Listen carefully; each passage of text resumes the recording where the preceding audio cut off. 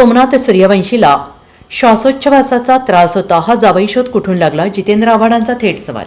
परभणीतील सोमनाथ सूर्यवंशी आणि बीडमधील सरपंच संतोष देशमुख प्रकरणाने यंदाचे हिवाळी अधिवेशन गाजत असताना विरोधकांच्या प्रश्नांना मुख्यमंत्री उत्तरं देत आहेत. अद्यापही महायुती सरकारचे खातेवाटप झाले नसल्याने सगळ्याच प्रश्नांना मुख्यमंत्री देवेंद्र फडणवीस उत्तरं देत असून बीडमधील संतोष देशमुख हत्या प्रकरणावरही त्यांनी भाष्य केले. बीड हत्या प्रकरणात पोलिसांची कुचराई दिसत असल्याचं सांगत बीडच्या पोलीस अधीक्षकांची बदली करण्याची घोषणा त्यांनी केली.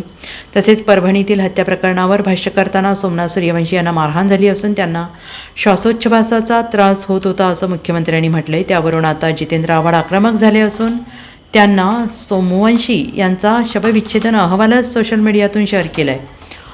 सोमनाथ सूर्यवंशी हे कायद्याचं शिक्षण घेत होते. त्यांना जाळपोळीच्या घटनेत अटक करण्यात आली.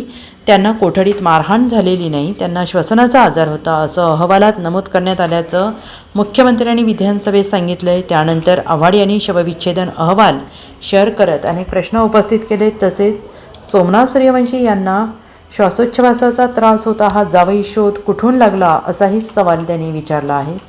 Bureau report SBN Marathi, Mumbai.